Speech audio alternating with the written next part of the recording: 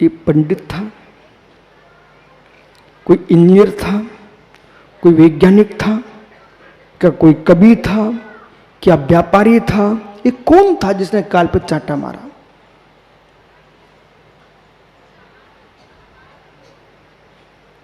ओहो, कोई साहित्यकार था? कोई बात नहीं, खोज कर लीजिए आप। वो खोज करने के उपरांत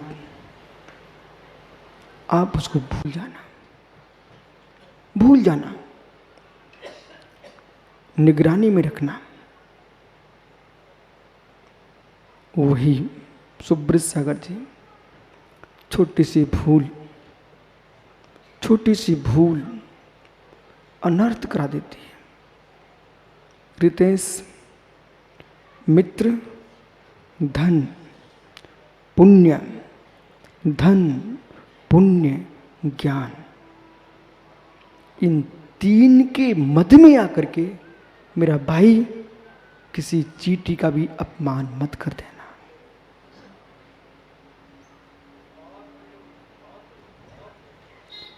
भाई, धन, ज्ञान, पुण्य, युवा अवस्था। धन, ज्ञान, पुण्य, युवा अवस्था सीमित यदि व्यक्ति के पास एक हो तो जमीन पर नहीं चलता। जिसके पास एक हो, चार में से एक हो, तो जमीन पर नहीं चलता। और जिसके पास सरदारदी चारों के चारों हो, उसकी क्या हालत होगी? धन, समझ में आ रहा मैं क्या बोल रहा हूं? धन, संपत्ति, पुण्य बल, ज्ञान बल, शरीर का बल, युवा अवस्था, ऐसे स्थान जिसके पास हो, वो अहंकार ना करे। तो सोनू, यदि किसी मंदिर में आप भगवान की पूजा करने जा रहे हो, उसके बीच में आपको ऐसा आदमी मिल जाए जिसके पास धन हो, जिसके पास ज्ञान हो, जिसके पास पुण्य बल हो, जिसके पास शरीर शक्ति हो, मित्र ज्ञान बल हो, ऐसा आदमी रास्ते में टकरा जाए, मंदिर में बाद में जाना, और फिर भी सारे लोगों को जय जिनेंद्र कर रहा हो, ऐसा आदमी मिल जाए, मंदिर में बाद में जाना, पहले उसका सम्मान कर देना।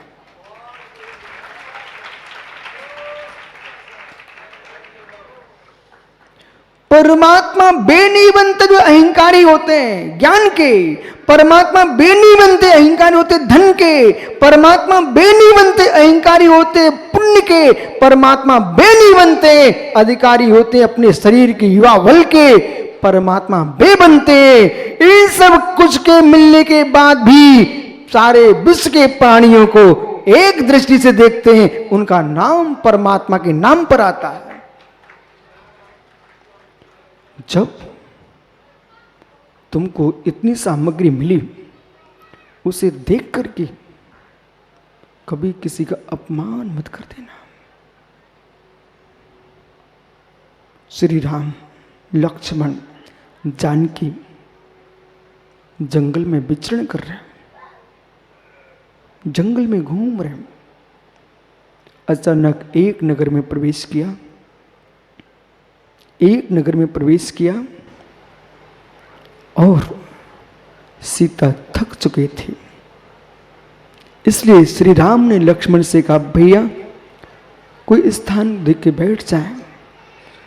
एक व्यक्ति के यहाँ मकान के सामने चबूतरा था, उस पर जानकी को बिठा लिया।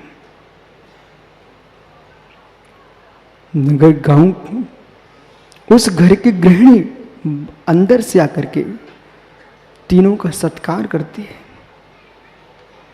जैसे सम्मान किया। इसी बीच में ओहो नरेंद्र भैया, मित्र सुनना मैं क्या बोल रहा हूं, नरेंद्र भैया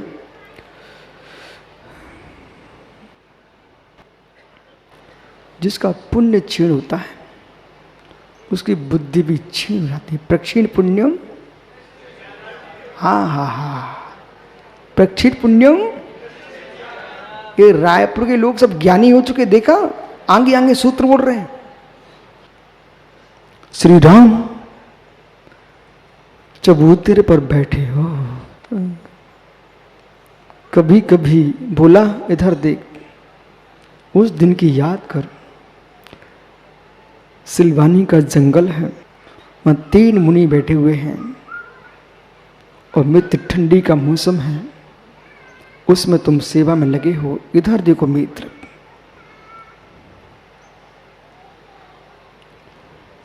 अविनाश, इसी रायपुर में ऐसे लोग हैं जो इंतजारी कर रहे हैं गुरुजी मेरे चौके में कब आएंगे। इसी रायपुर में ऐसे लोग हैं इंतजारी कर रहे हैं, गुरुजी मेरे चौके में आंगन में कब आएंगे। मित्र एक बेलोग हैं। बिहार की याद करो रितेश, बिहार की याद करो। ऐसे भी घर मिले जिनके घर में 22 मुनियों के एक साथ चरण पड़े। हो। क्या है? ओहो, क्या कहूं आपसे। मध्य प्रदेश में एक पन्ना है, नाम सुना आपने? वहां रवि सेठी वहां के जंगलों में, नदियों के किनारे, नालों के किनारे, पर्वतों की चट्टानों पर, झाड़ियों में हीरे पड़े मिलते हैं। हीरे कहाँ? पानी में, झाड़ियों में हीरे पड़े मिलते हैं। और वो हीरा जब बंबई में तराश के आता ना, तो रायपुर के सरापा बाजार में मखमल की डब्बी में रखे मिलते हैं। ओहो, मखमल की डब्बी में रखे मिलते हैं। इधर देखो मेरी तरफ, जो पन्ना के खदानों में जमीन में पड़े थे, वो रायपुर के बाजार में मखमल के लाल डिब्बी में रखे मिलते हैं। यानी जो हीरे नीचे पड़े होते हैं, वे ही मेरे मित्र त्रास करके दिगंबर मुनि होकर मंच पे दिखाई देते हैं। और यही हीरे मित्र यहां तरस जाएंगे तो सिद्ध सलाब में बैठे मिलेंगे, तब आप हाथ जोड़ पाओगे, पैर भी नहीं छू पाओगे।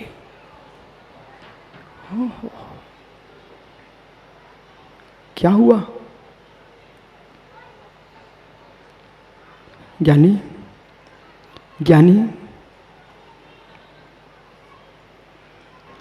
पुण्यात्मा ही पुण्यात्मा का सम्मान कर पाएगा।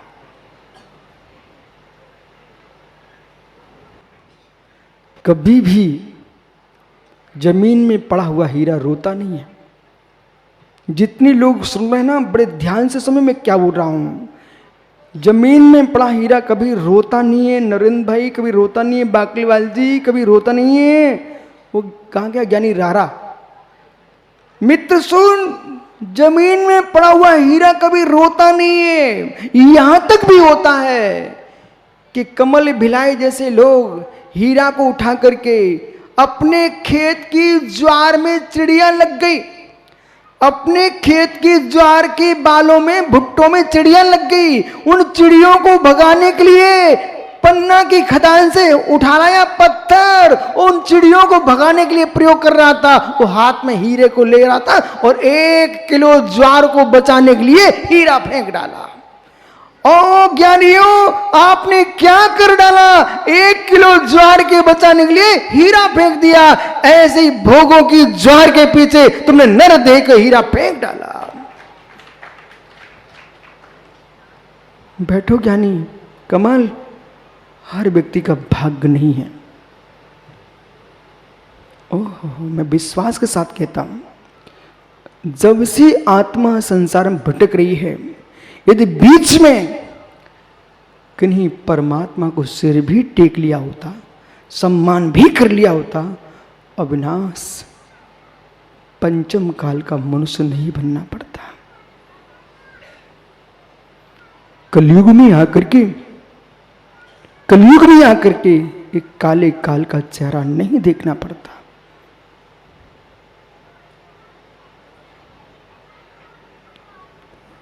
श्री राम चबूतरे पर बैठे हुए हैं। आज लोग चबूतरे चबूतरे पर मूर्ति रख करके राम को पूज रहे हैं। विशेष में क्या बोल रहा हूं, जानकी बगल में एक लक्ष्मण पर हीरा रोता नहीं है ना।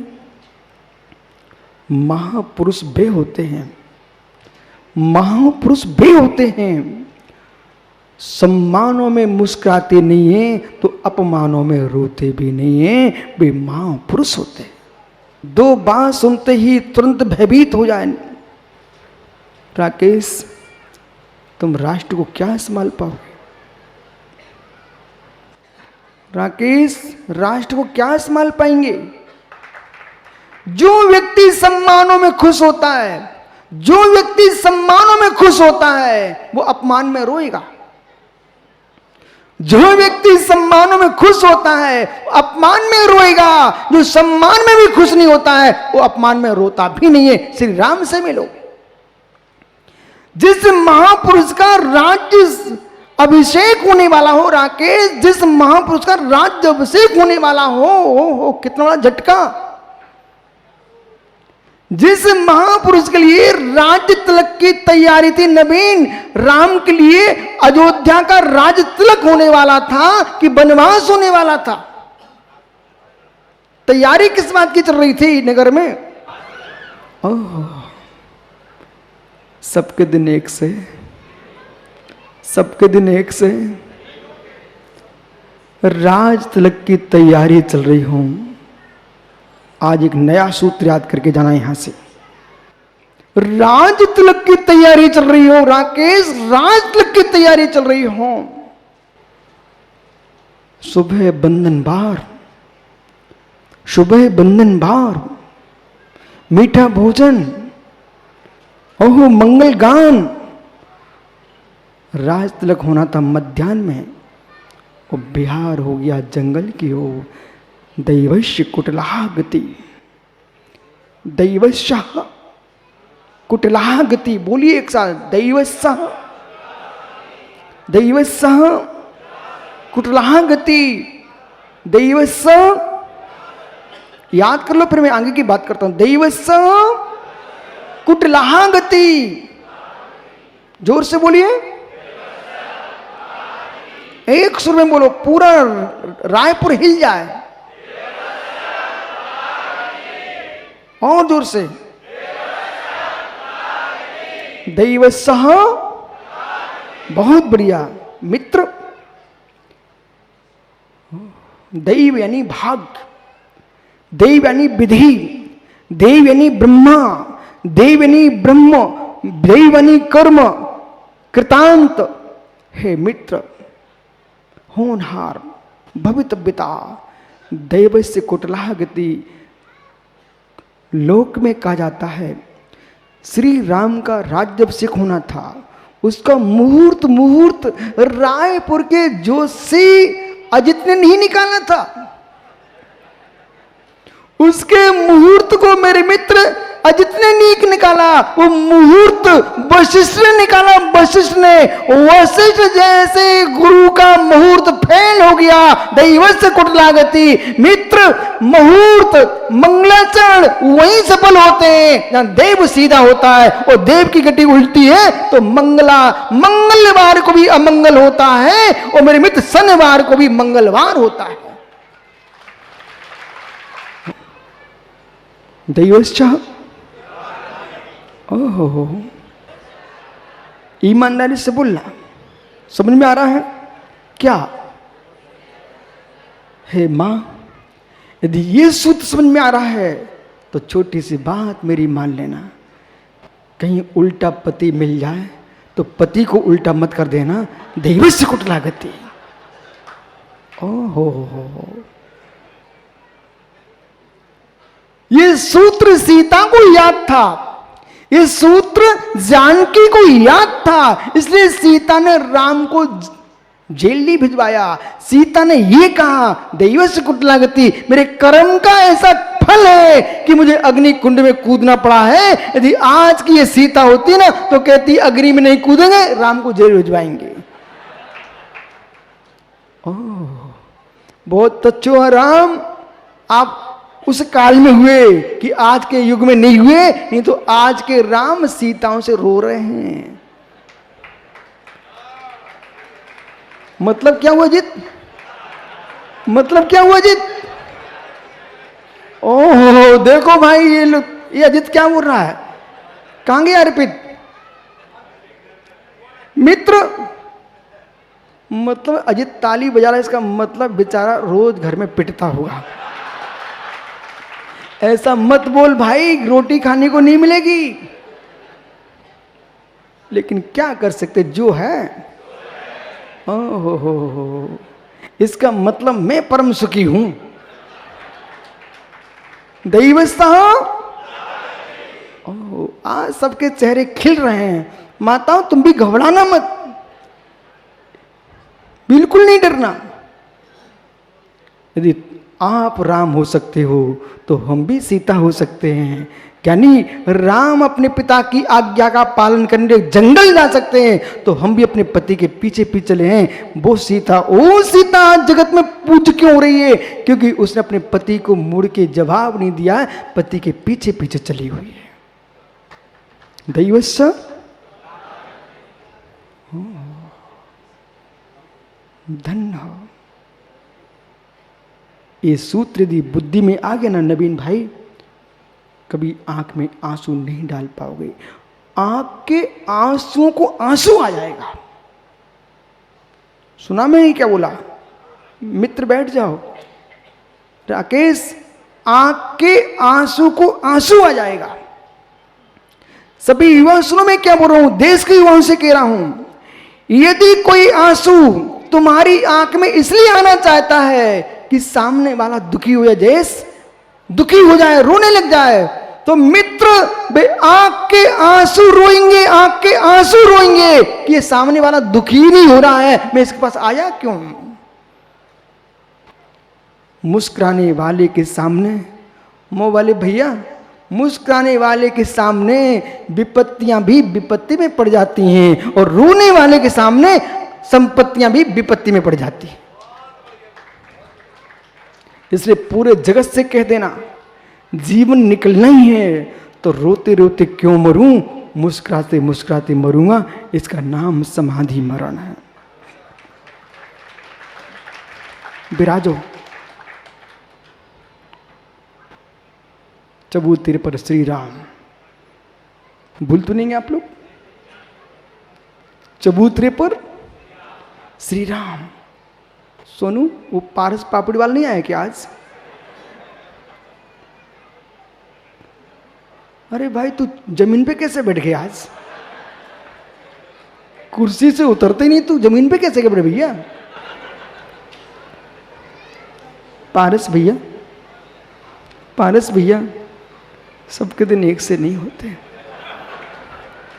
वो तुम्हारी कुर्सी इंतजार कर रही थी, पर तुमको जमीन पे बैठना पड़ गया। क्या ये दिन आ गए आपके?